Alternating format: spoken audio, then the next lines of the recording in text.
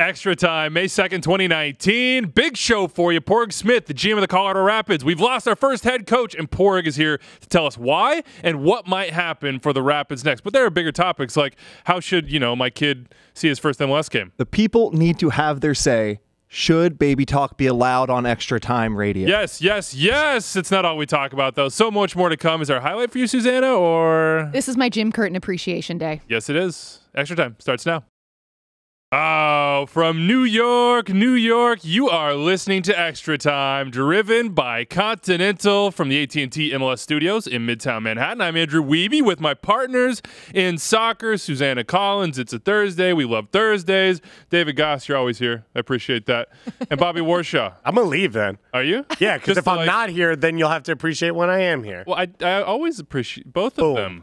Don't leave. Guys. By the way, great show coming up for you. Not only am I wearing my FC Wichita scarf, his ticket holder, baby. The season has begun in Wichita, MPSL, but great show here. Atletico Madrid, little different, still blue and red colors.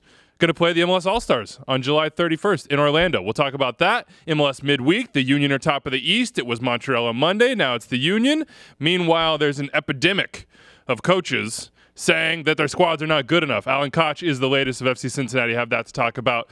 Anthony Hudson said that. We talked about it. And then he got fired. He is no longer the head coach of the Rapids. Andrew, be honest with the people. Yeah, when this show ends, the first thing you say to producer Anders is, I need more talent.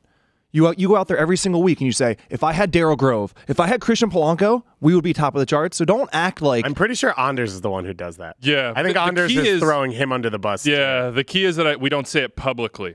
That's how you maintain the semblance of chemistry. And that way you guys don't walk off the set when I intro it and I give you your compliments. You're not like secretly thinking, but I know what you said in the media. You said I wasn't good enough. Anyway, GM Porg Smith of the Rapids will join us to give us a little insight on what's going on, who the next head coach might be, what this all means, how it goes into the Rapids way, which is the plan you remember from that Denver Post op-ed from, almost 2 years ago now. We got the Week 10 preview, Cameron Wiebe, future star, mayhaps. He's going to a game, so I need some advice. And then, of course... Star podcaster or star player? Ooh. I'm dreaming for bigger things for him. So most likely podcaster. Gotcha. And then rolled on ridiculousness. Can't even say it. I didn't think they would win this appeal. They did. He's back. Bigger news, though, U.S. women. World Cup team is out. The World Cup is this summer. It is in France. It is going to take over the soccer world, and I cannot wait. We'll talk about that more in the future as things continue to take shape. But bigger news in at least this world right now, because we are all inflicted. 3 of the 4 are inflicted with CCL fever. I know, Suze, I know. I don't know what you're talking about.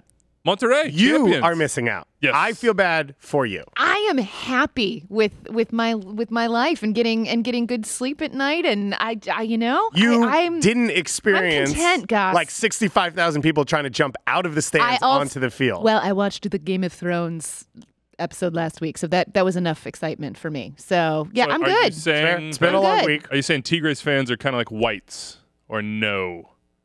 I don't. Sorry. I would try and stretch I'm gonna walk for you, that one back. Yeah, but I couldn't really get there. Game of Thrones jokes are not my forte. But apparently, as everyone knows, Tigres and Monterrey are both located in Monterrey, the same city. The fan bases hate each other. The teams hate each other. They've now faced off in like 3 finals in the last 5 years. Monterrey beat them at home by 1 goal in the CCL final, and it was epic. And that's all I have to say. Pierre Gignac. I'm happy. Yeah, he scored an unreal goal, but the best moment of the game was Tuca Ferretti yelling at his fully professional, highly paid squad on the bench like they were 5-year-old kids because someone tried to run at the Monterrey bench while beers are flying down around him. It was chaos to its extent, and then Monterrey wins it, and their coach runs down to the end line and starts clopassing, and it's like everyone's into it, everyone's freaking out, and that's the point of CCL fever. It's insanity. Yeah. None of it makes sense. From an MLS point of view and every. I have you enough. don't need it? I got enough. Plenty on my plate. You live in Lower Manhattan. There are people walking down the street clopassing all Y'all the don't time. even know what's happening outside my front door. Yeah, So I don't think I wanna exactly. know. I gotta Tuca keep that Ferretti stuff would at not bay. approve. I can definitely say that. All right, let's talk Atletico Madrid, and then we'll get to the weekend that will be. Speaking of Week legendary 10. managers, Diego Simeone, I found out, is the highest paid manager in the world, which I had no idea. yeah, because You looked it up. $24 million. worth every penny. Whoa. What do you even Underpaid. do with that amount of money? What do you do? anything. I'd like to try. Buy I mean, stuff. buy all black clothing. At some point, don't you just run out? Just you're so rich that you don't even need to add color to your. I wish I was wearing this shirt right now. I'm jealous of Bobby. Think about how much he spends on perfectly tailored black button-downs suits. How much do you think, honestly? Probably each one has to be $10K. Easy. I would say that's probably more. I would think even more. The only thing with him that tells you where we're coming from. We're a little too salt of the earth here at Extra Time. Bobby the only thing like is he's got to be careful because he could rip them because he is very active on the sideline. So I am so hopeful that he's going to bring that same intensity and, of course, Atletico Madrid, known for that sort of intensity, to the All-Star game. July 31st, it's a Wednesday. It's in Orlando. It's presented by Target, the 2019 MLS All-Star Game, as I said, presented by Target. We'll get to this more in depth later. I put out my All-Star 11 that I think could beat them on MLSsoccer.com. You can go see it there. We'll run through it now. I want to know if there are quibbles, and I'm looking directly at you, Bobby, Half-Pint Simeone, in your black button-up over there. I have Nani at left wing, Ibrahimovic up top, Vela on the right. Ibra and Vela, I think, fill themselves in. Nani throwing the home fans a bone there. This team is terrible. What? This team would give up 19 goals. Well, it's an exhibition. It's about entertainment value, man. You said which team would beat.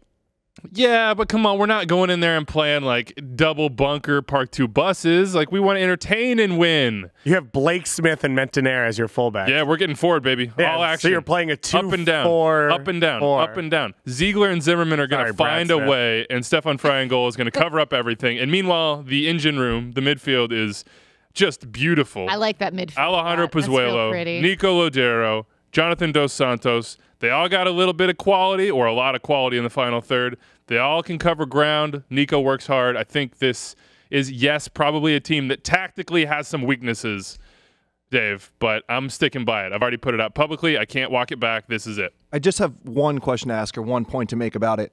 What minute exactly is Ilsinho coming in? Because that's going to make the difference. Gotcha.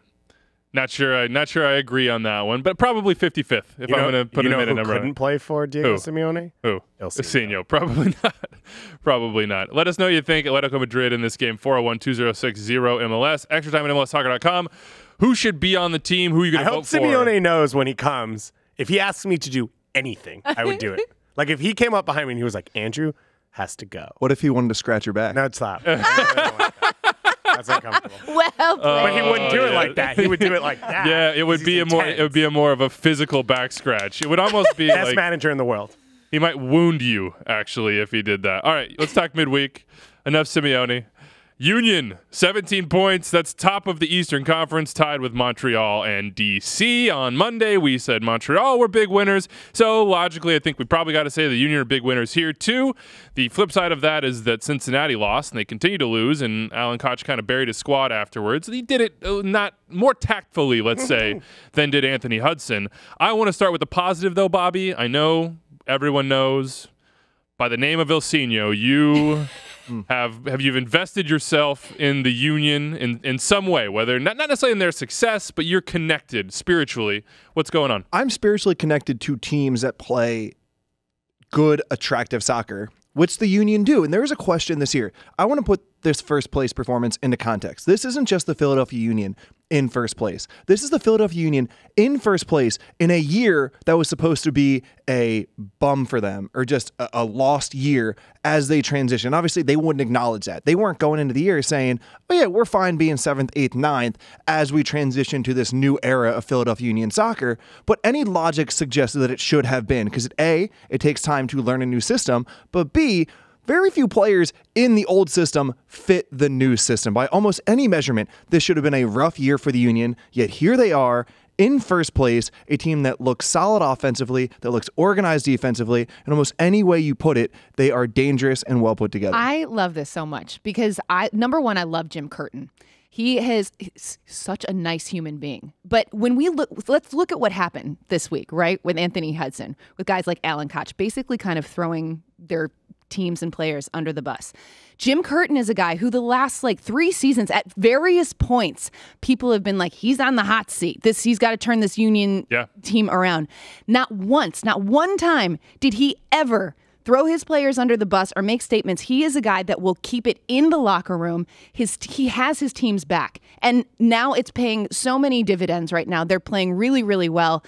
And I love the fact that he has gone through some tumultuous times with his team. It hasn't always been smooth sailing. And yet here they are playing some of the best soccer that they've played. It's perseverance. It's a really good story. And I think it's good to highlight this considering the temperature that we're in right now with coaches and kind of what we've seen this week. I think it's a great point. Also, he was a guy, and kind of like Anthony Hudson in that sense, that got a job early when he was quite young, maybe didn't have the experience that some might say would immediately translate to MLS success, and it didn't always.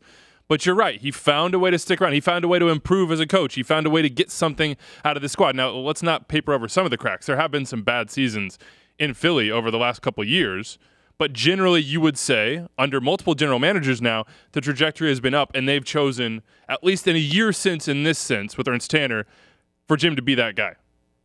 On the flip side, year one for Cincinnati, things were going really well, and you don't have to bring up the march anymore, Dave. I get it. I'm sold. Me and Weeby are sold. One goal in We're 6 sold. games, barely getting just any shots on goal at this point. They put out a team on Wednesday night that lost 2-0 to the Union. Afterwards, Alan Koch had this to say: Luke Sassano, and his staff are trying to find additional players. We've only had one window as a club. We have another window coming up where we need to find additional players to improve the group. I think we're very aware of it. It's a project. You can't play a group like Philly tonight, and they've got quality players. They, of course, lost. He basically said, we've got a group. We're maximizing that group. False. That part's not true. I think everything that we just said about Jim Curtin and Philly and all the things that have gone right because of the way he's handled things, because of what he's been able to do with maybe not the best talent in the league all the time, but in terms of giving the group confidence, having a belief, a style in which everyone's going in the same direction. None of those things feel true about the other side, and the results speak for themselves. Philly has beaten FC Cincinnati twice in the last 3 weeks. One group has all of these things that Susanna just mentioned going for them. The other group, we don't see those same qualities.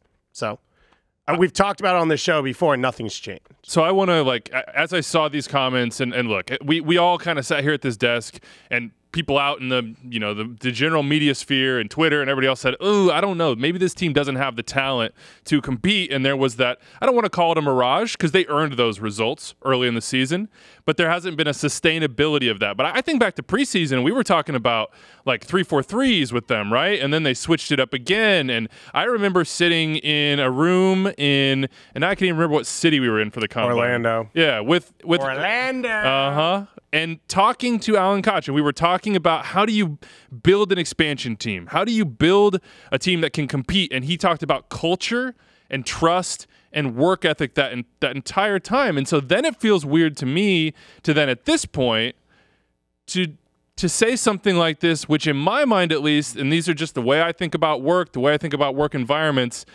that undercuts your culture a little bit. That says to the guys there that you need to pull in the same direction, like, hey, you're not, we're all trying really hard here, but I don't think we're not good enough, and you're not good enough. Like that seems strange to me. It just seems strange to me. I don't even know how to say it in any other more. Yeah, that's. Yeah.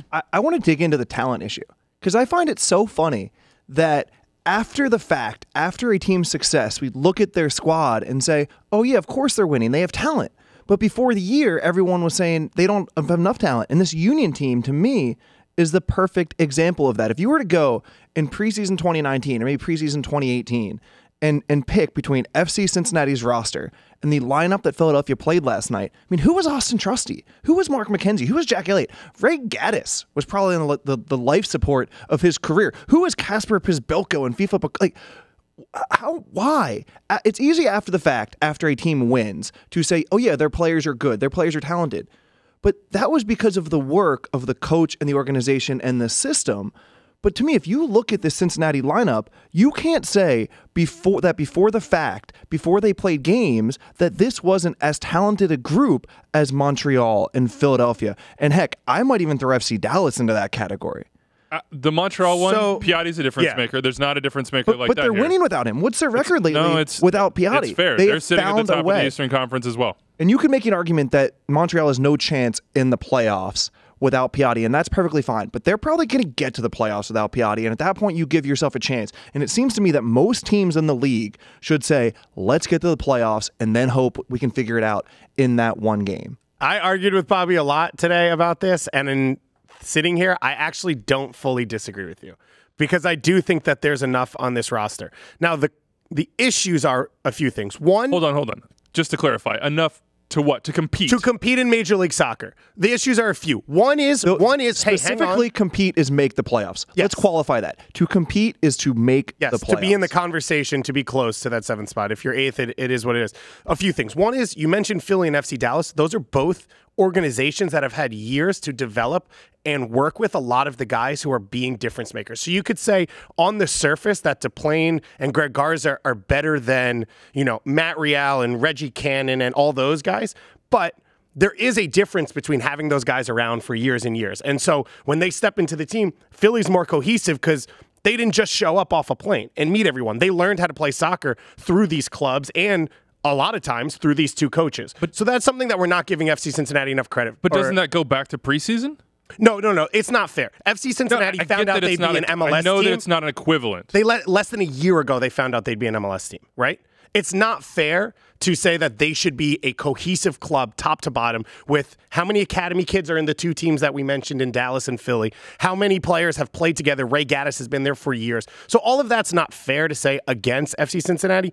But the other issue with FC Cincinnati is that they have used a lot of their assets that they get as an expansion team incorrectly, it seems like, on these players. So yes, maybe this talent is good enough to compete, but they wasted allocation money and they wasted spots in expansion drafts and super drafts, things like that, on some of these guys that lower their ceiling on the ability to make the squad even better. I think it's so risky though when a coach calls into question the talent of his team, because some guys might rise to the occasion for that. Some guys might be see it as a challenge. Oh yeah, I'm going to prove to you that I'm talented. That might not be the case for all the players on the team. It might create a really hideous environment. It might create incredible lack of confidence issues. And I just think that it's so early for Cincinnati. It's so early for Alan Koch to say something like this. And as you mentioned, Weeby, disrupt that culture that he's trying to establish there. And I just think it's a little bit foolish and it's very risky. Very risky. That's a good way of putting it. I was like, it's strange, but you nailed it on the head. That was the word I was looking for. It could backfire. It really could. And it backfired for Anthony Hudson. You remember Monday, if you listen to this show, if you pay attention to Major League Soccer, Anthony Hudson with the Rapids sans win in 9 games, basically saying, he had a bottom of the standings team and it was a bottom team.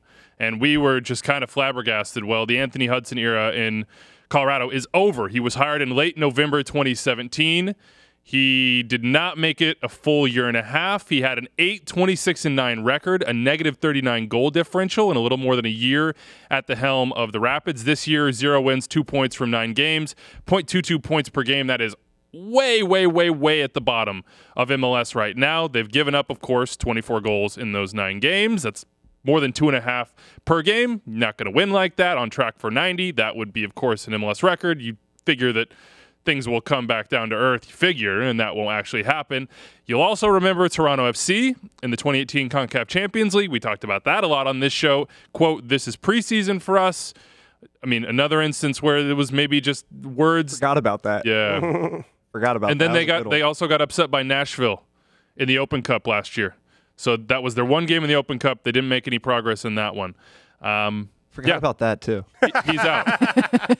He's out, and I don't think it should surprise anybody. Just like, look, Alan Koch was much more diplomatic in what he said. I think I could not see a scenario in which Anthony Hudson could go back in that locker room with the veterans of the likes of Kai Kamara and Benny Feilhaber and Jack Price and many others who seem to be very forward-facing, let's say, with their personalities and opinions. Porg Smith made the decision. He's the EVP and GM.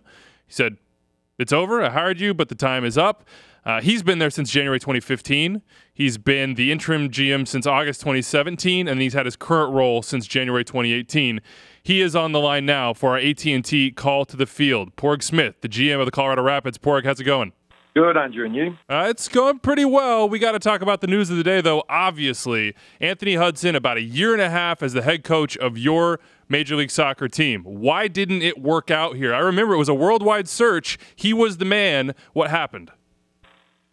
Yeah, I think it's interesting to go back and, it's obviously something we've done to try and see, okay, where were the mistakes made and kind of what led us to this situation. I think in hindsight, we probably underestimated the transition for Coach Hudson, not just in terms of somebody coming from outside MLS, but also somebody coming from international football into the club game. They're obviously very different. This league is an interesting league. There's lots of idiosyncrasies, whether it's the climate, the travel, all of these things that go with it. So it does take a period to adjust. I think the international football element of it as well, you go from intense short periods with a smaller group of players to, having these players day in and day out and having to make more player personnel decisions, really, because ultimately as an international coach, you're limited. You don't have that kind of transfer element to it. And I think, they were some of the key learnings that I think we took from it. But ultimately, this is about results. I think if you look at, the coach and where we've gone, we haven't made the progress that we wanted or that we felt was warranted given the roster that we put together this year. And we felt that's such a pivotal time for the club that the change had to be made. Padraig, bottom of the table with a bottom team. Those were Anthony Hudson's exact words. Were they accurate? No. In my mind, and look, I said this to players when I addressed them yesterday, this is not an 07-2 roster. I'm genuinely proud of the players we have in that locker room. Obviously, we've made no secret of the fact that 2020 is going to be a big year for us. But the expectations coming into this year were certainly to be playoff competitive. And I think, look, even if you look at your own show and you guys, there was plenty of chatter in the off season about this being a team that would be right around the edge of that. You're telling me, Padraig. You're telling me, man. We wouldn't quite make it and that it was a year too early. But there was plenty of chatter about the improvements that had been made over the course of the off season and the fact that we could be competitive this year and could look to fight our way into those kind of couple of bottom playoff spots. I looked around that locker room and, nobody can tell me that the likes of Howard, Kamara, Benny, Acosta, Rosenberry, Rubio, Price, they're not bottom level players. They're really not. And, we're very excited about some of the younger guys coming through. I think Cole Bassett, Seb Anderson and Sam Vines have already established themselves as being up and coming players in this league. So there's no doubt in my mind that this isn't a bottom level team. We are continuing to build and to continue to move towards 2020 when the significant financial flexibility comes in from the way we've structured things. But I feel like this was a team that's significantly better than 07-2 and should be battling for those final playoff spots. So, Padraig, there is an emotional aspect of this, and we talked about it on the show. Any sort of walk of life that you have, if your quote-unquote boss is kind of come out and saying that, like, basically you're not good enough, that's troublesome and it's difficult to get past. What is the emotional element within the club right now? How is everyone sort of dealing with what's happening between yourself, the players, front office, supporters? What's your finger on the pulse there? To be honest, Andrew, this might surprise people, but spirits are actually quite high. One of the things that we do at this club is we're incredibly transparent with our staff right the way up. We talk about one club as being a mantra, and it's something that truly means something here. So, yesterday went in, not just address the players, but also address the entire staff here. And everybody can reiterate what our plan is. Everybody knows what our vision is. And everybody understands that there's stumbling blocks along the way on any kind of movement towards a goal. So we've got a plan, but that doesn't mean that you don't take a look at it, examine what's going on, and course correct when needed.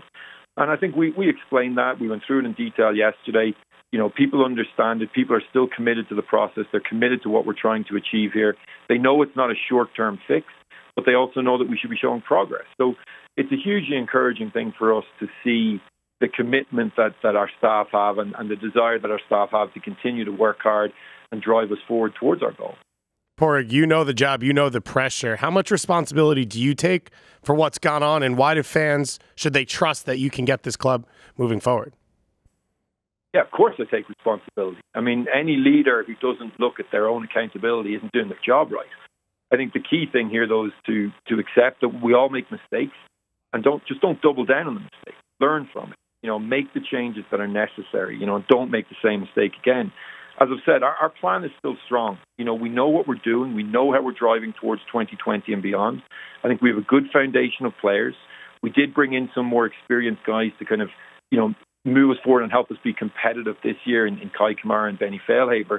But if you look at the foundational pieces, the likes of Calvin Acosta, who's 24, Keegan Rosenberry, Diego Rubio in their mid-20s, and then you look at some of the young players coming up, the Cole Bassetts, the Seb Andersons, the Sam Vines, there is a good nucleus of domestic players who know this league, who know what it takes to win in this league, and who are signed for the medium to long term. And that's something that we've done.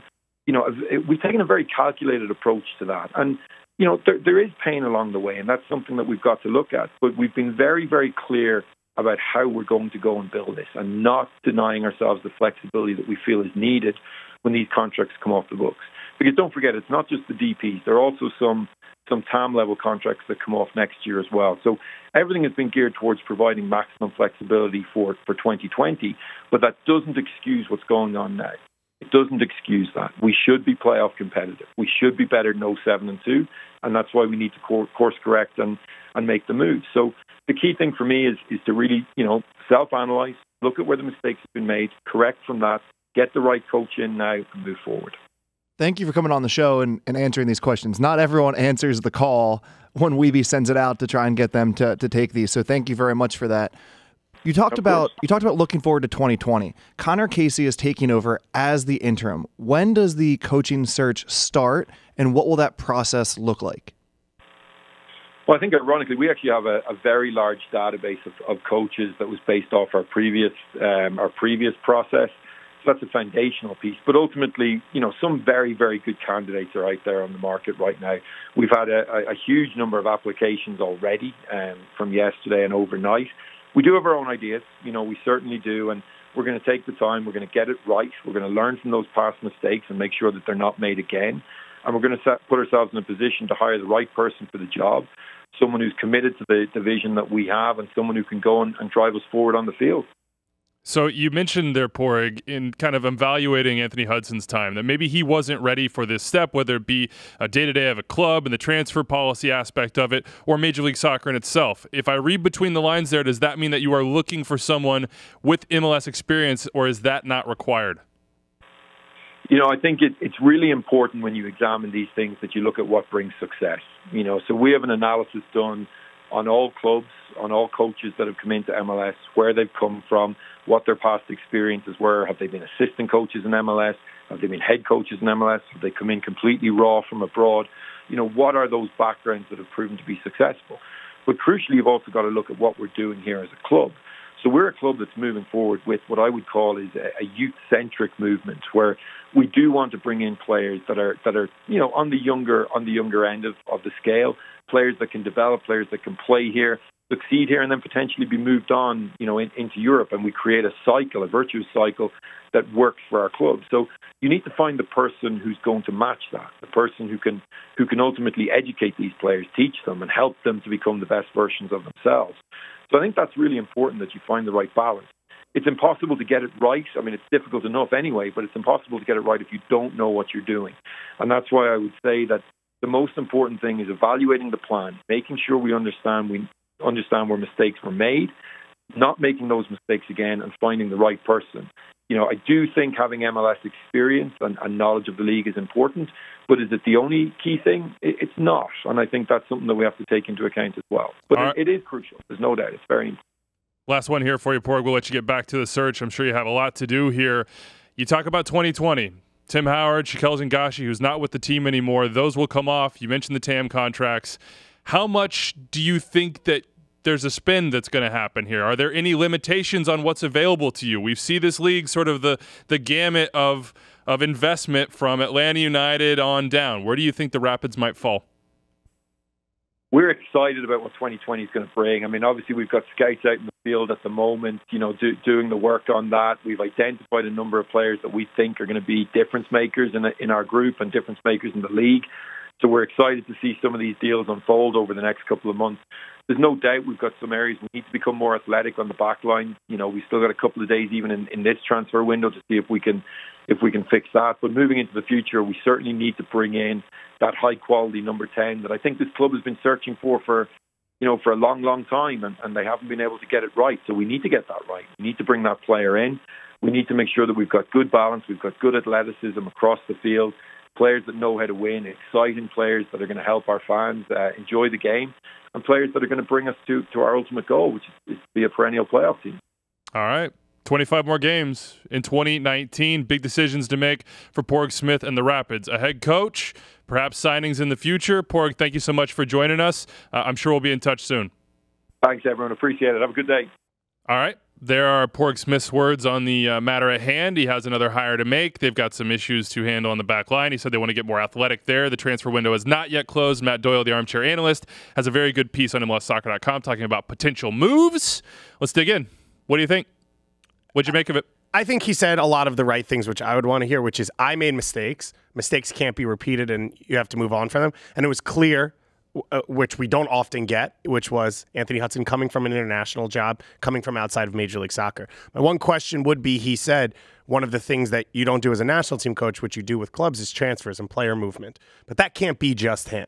So we don't know which of these players falls on him, which of these players falls on Padraig in the front office, and then how much responsibility they gave to a manager who had never worked in this league before and hadn't had to do this in 4 or 5 years, because remember, he was with Bahrain before he was with New Zealand. So that hadn't been really in his profile for a while. So if I'm a fan of the Rapids, that's what I'm looking at and saying, I'm hearing a lot of good things. And we all know from working in this league and talking that the youth movement he's talking about is real. They're really pushing this. It's something they believe in, the players coming through their academy. They believe in the future of Major League Soccer being in having young players who you can grow and develop in your team. And I think the coach next hire will reflect that, which I would be excited about as a fan. But there has to be question marks because the coach isn't the only person that built this team.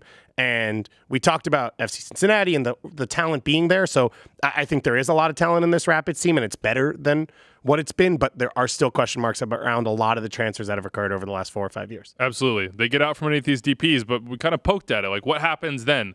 They talk a lot about their plan. The Rapids way really laid that plan out and the way that they want to play and the disconnect that they felt between the front office and the performance on the field. That disconnect has to be closed here. Like, you had the hire with Anthony Hudson. It didn't even make it a year and a half. This next hire is extremely important. It's also extremely important, by the way, not to let this season just fly away. Yeah, you don't have a win yet, but you got to have some sort of faith from your players, from your fans, from your organization. Like, you got to there have to be some results. There's no positive that's occurred, but the way this ended actually gives them a clean sigh of relief. It's a rallying point. And I mean, the easiest example, Man U over here, is Mourinho getting fired, and just the sheer joy of playing for someone else and playing in a different atmosphere afterwards allows soccer players to play better. So I think the way it ended was poor and negative for the club, but it probably helps you rally this group by saying, we picked you. We do believe in you. If he didn't, we do. And now you get a new situation. You get to work for the con man. And look, there's 25 games left. There's 25 games. Yeah. DC United had what they have midseason last year. I'm not saying Wayne Rooney's coming. Yeah. By no means am I saying that. The Western Conference is better than the East, but there is an additional playoff spot this year that there hasn't been before. Who knows? Who knows? Maybe you can make a run. You two believed. You two believed preseason.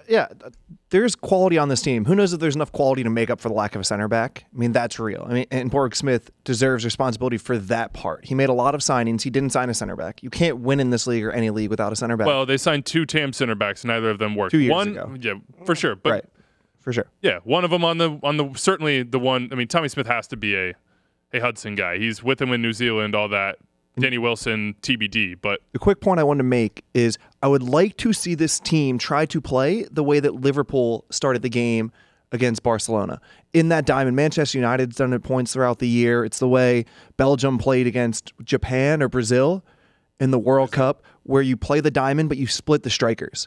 You have Kai Kamara on the right, almost like a winger, Diego Rubio on the left, play Kellen Acosta as like your center striker dash tip of the diamond, where you play a 4-4-2, but you split the strikers even wider than what the Union do.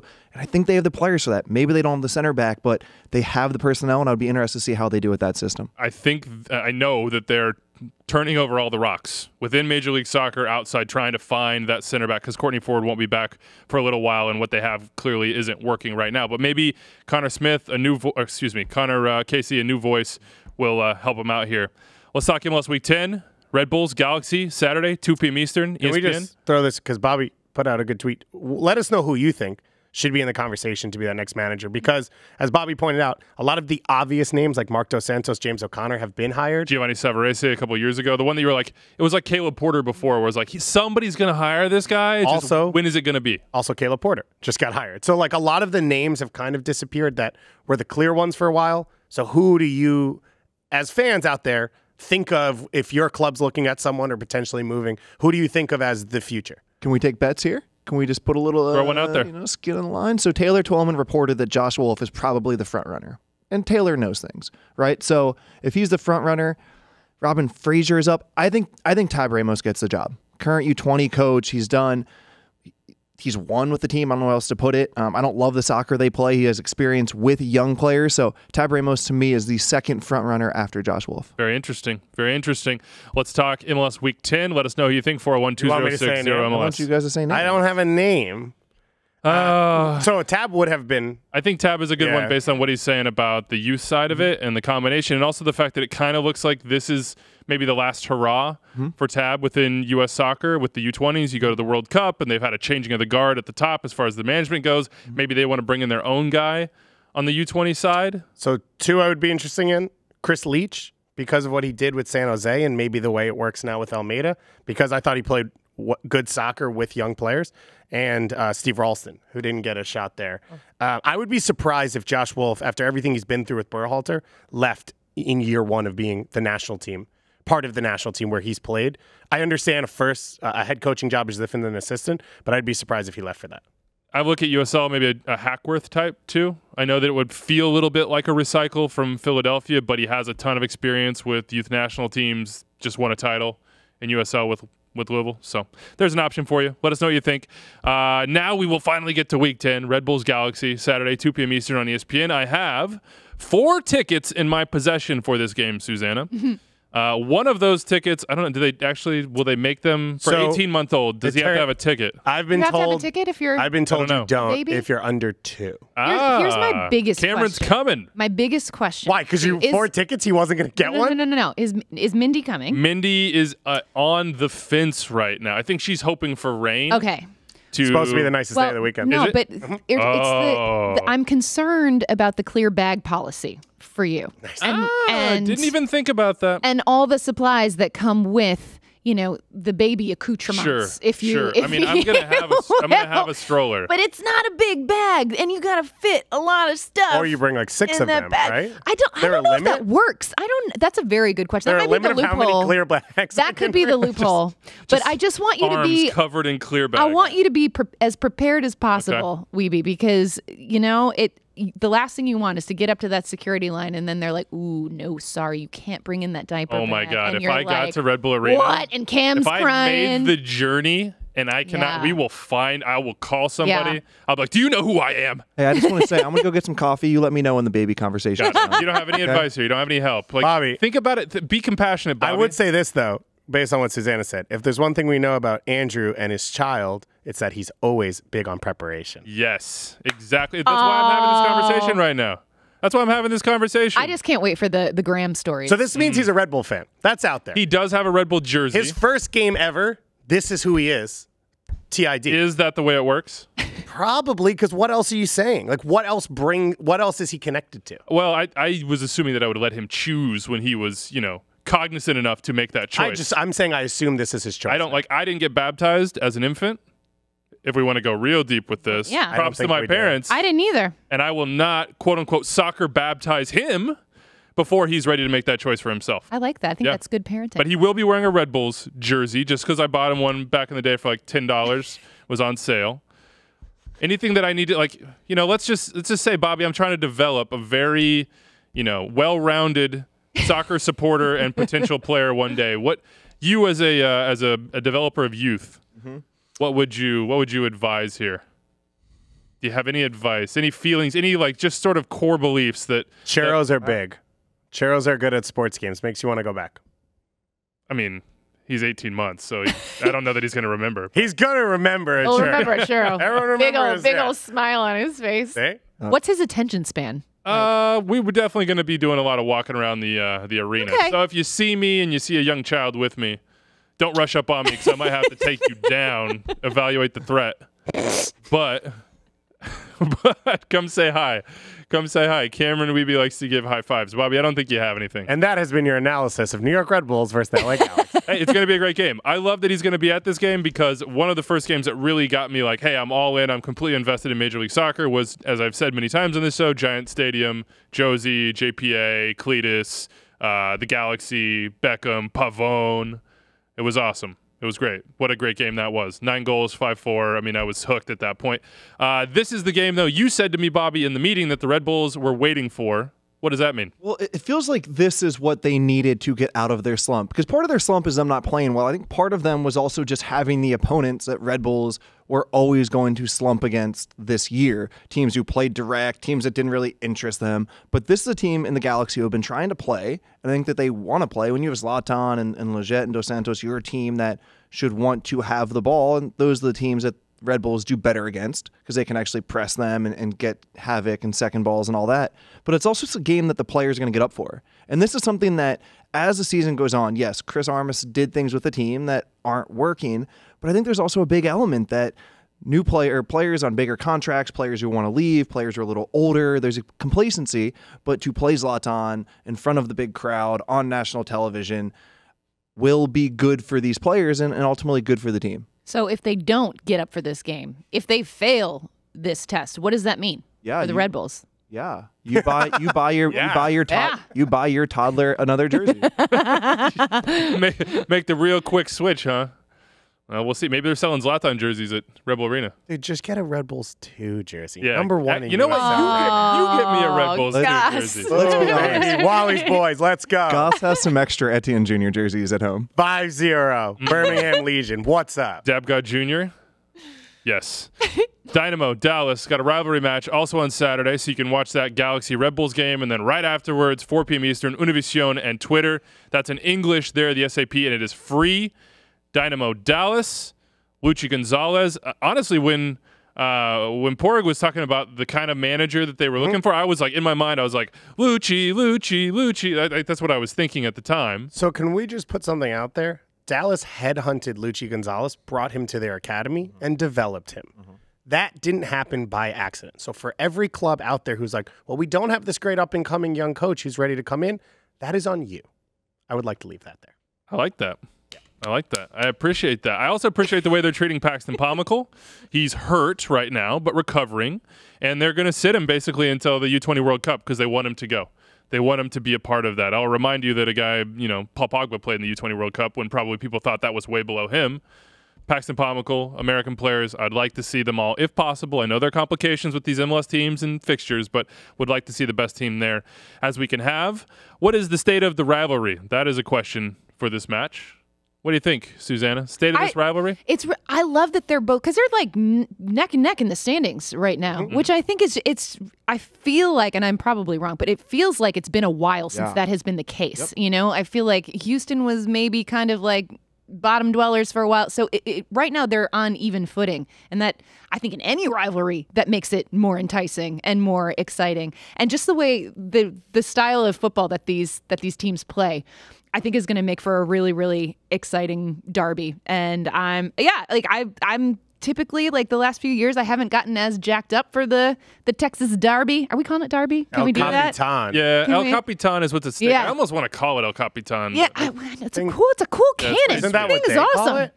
It's awesome. Am I false? Does I don't people know. not call Honestly, it? Well, I the don't cannon's know. called that. But shouldn't Bobby know this? He played in it. I just want to say, I thought you'd be a Derby girl. Derby girl? Yeah, I didn't think that you were a Derby person. It's too many years following Premier League and Derby. It's that Liverpool. Yeah, I it's know. that Liverpool Everton back I know. I roll. To add to what Susanna said about the stature of the teams fighting for trophies, they have not, since Houston went back to the Western Conference, both made the playoffs in the same year. In 2017, when Houston made the run of the conference final, Dallas didn't make it that year. When when they met, they were both good because remember Dallas fell off the edge of a full cliff. half of the year when they weren't. But I'm just saying that was the only time, as Suzanne and you're saying, that they've both been good and met up. And I'm pretty sure Houston came back and beat Dallas. We were there, and it started the Oscar Pareja it fell off a cliff It and they was. couldn't find a way to get a result.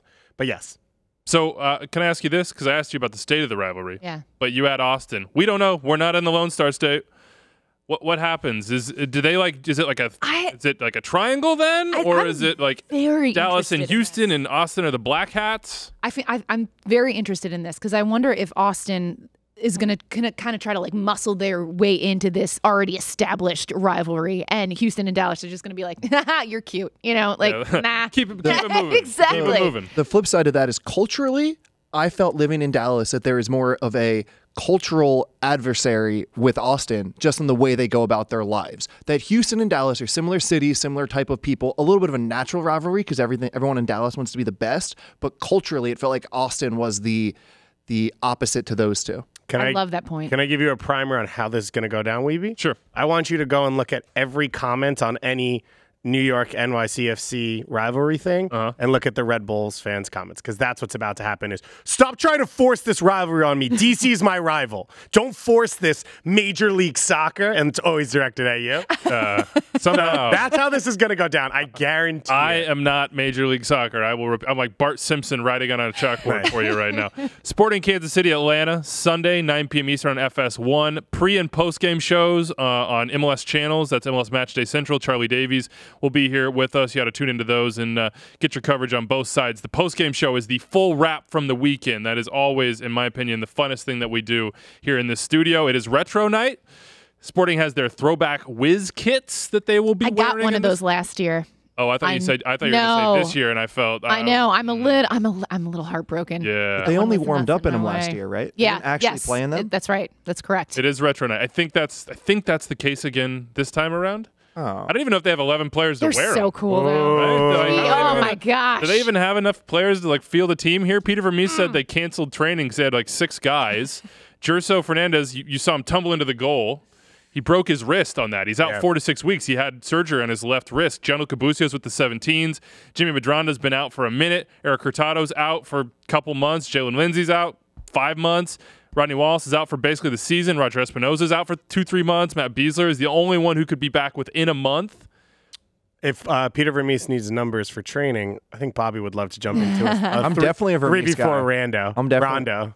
Rando. I'm definitely a Vermees guy. He would be a rando. They're like, who's this rando? Yeah. Vermees, come on. You know Vermees has enough people to run a Just training, listen to me, by the way. David. I'd always play to the proper foot. For sure. Well, you should tell Peter that, not me. It's tough right now for Sporting KC if we were going to get back around to the soccer at any Yeah, point. let's do that. We said it wasn't tough because they have depth and they brought in pieces and they do have a USL team and they do have a fully fledged academy with talent, which they have already pulled up. So none of that's like saying that it should be easy for them to start fielding a team, but you can't go the entire first 3 months of the season without getting a result. So at some point, something has to happen. They have about a week and a half left in the transfer window. This isn't how Peter Vermees wants to work, but he has to look at this season and I almost think it's just triage at this point till the summer. It's just like let's find have a to way. survive. Let's get Just through survive. it. But Let's just get through it. that's how you get through it. It's going to be a bad short-term signing just to get yourself minutes from a player who can play. But where do they need to do that? Doesn't matter. Central midfield, center back. Why are they signing somebody? Yeah, they got like Didn't we bring go over this? one. They don't have a training. They can't run a training. Yes, they do. They got 20. However, they have enough players. Is this good for Frank DeBoer and Atlanta United? They just got their first win at home. Sporting Kansas City you would think would have been a really big challenge for them. 2 teams that just kind of like broad strokes. No, want I to have actually the ball. don't, by the way. Oh, okay. Because for Atlanta, they need teams to come out and try and play them. That's going to make life easier. But you for don't them. think Kansas City is going to do that? I mean, that is their identity. That is their core. I don't know what Kansas City's going to do because once again, they didn't run a training session this week, so they didn't practice anything. Well, they missed one training session. I'm kidding, but yeah, I don't know. I don't know if this changes who the team that Peter Vermees built for 2019 because I agree they were going to be the best possession team in the league. They were going to be one of the best teams maybe we'd ever seen based on the first 4 weeks of what we saw, and now it's a completely different group of people. And you don't have the same center backs to play out of the back. You don't have the same options in central midfield to cover ground like Espinoza to eat up acres of space when you open your team up. So at some point you will have to adjust if other people can't perform the same way. Espinoza also, by the way, wasn't just like the bite and the tracking and the defensive work. He was, we have second assists. He was like a specialist in third assists. He was like the guy who made the pass before the 2 passes that was an easy tap in for Namath in this sense. Bobby, would you just go over the top some to Joseph Martinez, considering how the Revs did it at Kansas City? Like, that's the conventional thought right now when you play SKC, for sure. You go behind them, you take advantage of their lack of pace, you take advantage of the fact that they naturally pull themselves out in possession. But my answer to that is no, Andrew. I think that Atlanta is still trying to be this possession team.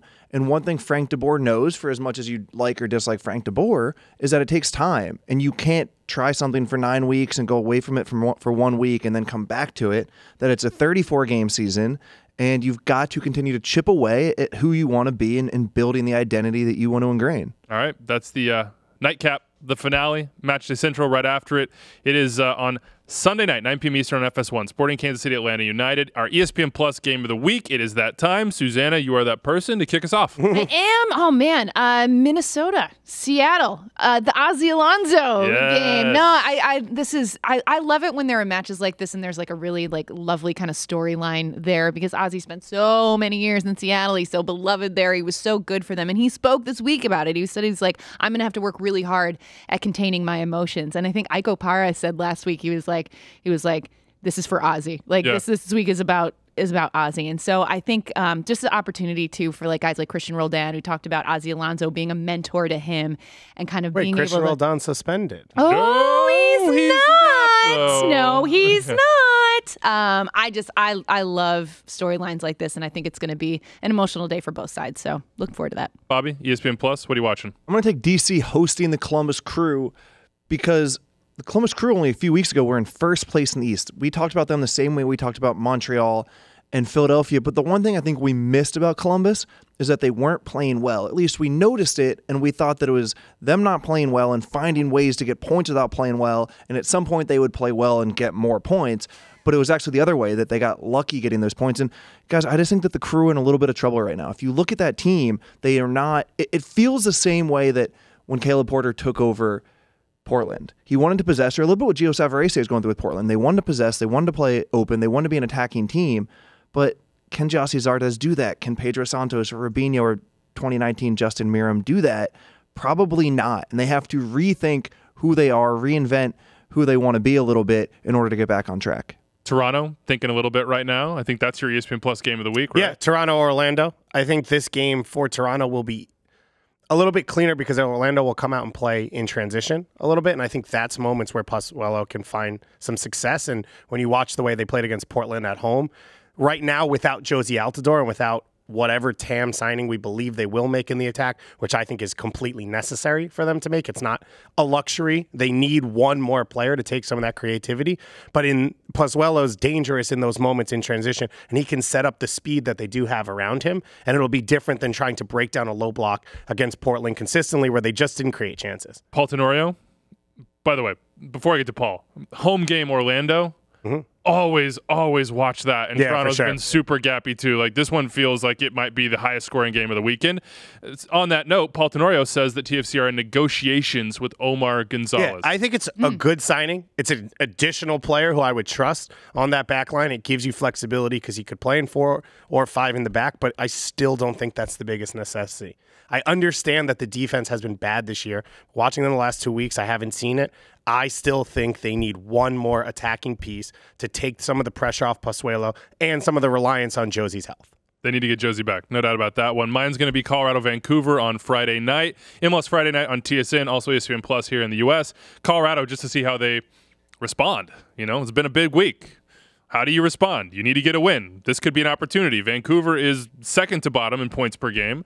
On the Vancouver side, man, MLS coaches are bringing some fire to the dais because Marc Dos Santos came out and just straight up said it. Joaquin Ardaiz does not have good training habits. He needs to, quote, learn how to train. He went in on his habits as a professional soccer player day to day, and Ardaiz hasn't been getting minutes. They haven't really been scoring goals. I'm curious to see how Vancouver line up in this one on the road in Colorado. Let's go to the mailbag. 401-206-0MLS. Get out the black trash bag of swag for my guy Matt Martell, LA football column Matt Martell. 160 points. Which LA team do you think he's a fan of? I don't know. I don't know. We should probably. I think he's LAFC, so definitely pull a Galaxy kit right out of there. What do we got? Seattle Sounders. Born in 74.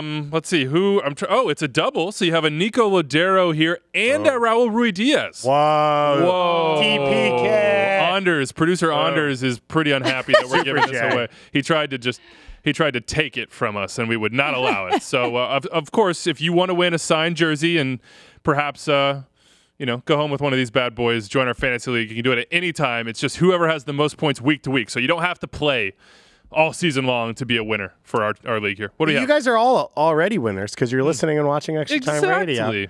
Eric in Fort Worth, who's an ETR legend, he called it the Texas Derby. So there you go. Okay. He said, here's a question that's been on my mind, though, since the Dynamo have been playing well. It largely runs through their attack through 2 of the 3 forwards, and I'm curious how you rate them. Are Elise and Manotas among the best forward pairing in MLS? Yes.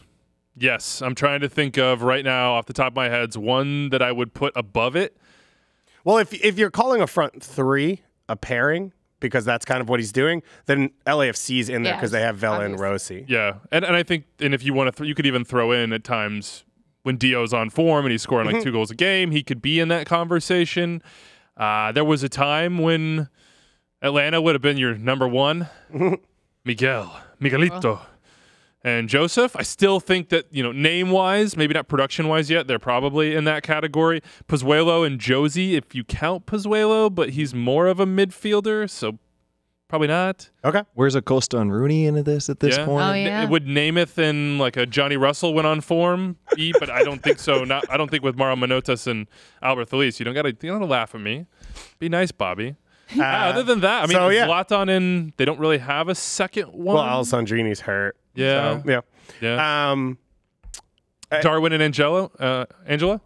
To be honest, though, getting up there. Like climbing fast. Yeah, but it's almost like they're not a combo. It's almost like they're separate pieces. Anyway, continue. I want to get to the rolled on stuff before we get out of here. We have a lot of rolled on stuff. I'll take this one to start with Luke from Seattle. So on Monday, Matt Doyle said that he agreed with the call because he wanted consistency with hands to face. Luke agrees with Doyle. He said 100% agree with Doyle. Any hands to the face is immediate red card. If someone dives in for a header and their face grazes your hand, you deserve a red card. If you touch your own face, you deserve a red card. If the reincarnation of Blas Perez grabs your hand and repeatedly hits himself in the face with it and then rolls around for 20 minutes crying, you deserve a red card. I agree with that last part. A soft beard massage. Yeah, what about a caress? Yes, a caress. And if someone shoves you from your blind side, causing you to throw your arms up to regain balance, and you happen to graze the cheeks of the guy that shoved you, you deserve a red card. No situation is too ridiculous to excuse hand to face. I think he may have been being sarcastic. So the independent review panel, which is it's U.S. Soccer and from Canadian Soccer as well, and then I think Pro has an unbiased, unconnected person they nominate to this, has to be unanimous. They have to all say that should not be a red card. They did. Christian Roldan is now available to play, and Bro hug Ozzy on the field in Minnesota. Yes. So, look, I didn't think it would happen. Bobby, did you think it would happen? We both agreed that it shouldn't have been a red card. But I just didn't think it would happen because, like, hands to face, how do you measure intent? But clearly, yeah, so by the way, Joshua from Hennessy, Oklahoma, basically made it a handball situation where he's like, you don't want to see a spot where a ref has to decide hand to face or face to hand. Yeah. So he's saying a hand touches a face, and now why are you going to start getting into judging intent? And that's what Doyle was saying, and that the way it has been written, and we do have the written rules if you want to read that, but I know you're a big IR guy. Yeah, no. And you could go there to watch it. Then why start getting into like what he meant and why he meant it and how the force was? Gotcha. You sneak up on Cameron and I at Red Bull Arena, it's definitely face to hand. You're going to get these hands. Yeah. That's what Andrew Weeby's been telling you. Anything else here? Yeah, I thought this one was interesting. It's from an unknown. Oh, first of all, Tom agrees with you. He said enough with the FC Cincinnati has USL players. They have 7 USL players that started in 10 games. They've played 6 of the 7. Were either the USL MVP from last year or the USL Defender of the Year. The talent is enough. So Tom agreed with you. But the last one was, is there any center back in the league with a better recovery tackle than Austin Trusty? That's really interesting you point that out because I actually watched that game with Kelsey. And Kelsey isn't a soccer person, but she noted that like 4 times. She was like, oh my God, that guy has had the best tackles of the game. And it's true. He's very good at it. But I thought it was interesting that. Who else would we put in that category? Who else would you put up there? I think Walker Zimmerman has a knack for emergency defense. I think also Iko Para has that knack, and it's a pretty valuable knack for Minnesota United. I'd put Aaron Long in there as well. Aaron Long's got that too, and we talked about that so much last year, like being basically the free safety behind. And Kendall Waston, because Kendall Waston, when you beat him, he has an ability to use his body to kind of like get you off because he's taller and bigger than you while being faster than you, and I think he's one of the best at that. All right, 401-206-0MLS. Text us, please. Email us at extratime@MLSsoccer.com. Join the Fantasy League. Big thanks. Are you jealous, to Anders? Porig Are you jealous? Smith, the general manager of the Colorado Rapids, for joining us today to talk about Anthony Hudson, his dismissal, and what the future looks like. Big thanks to you guys. Susanna Collins, David Goss, Bobby Warshaw. I'm Andrew Wiebe. We will see you on Monday, everybody.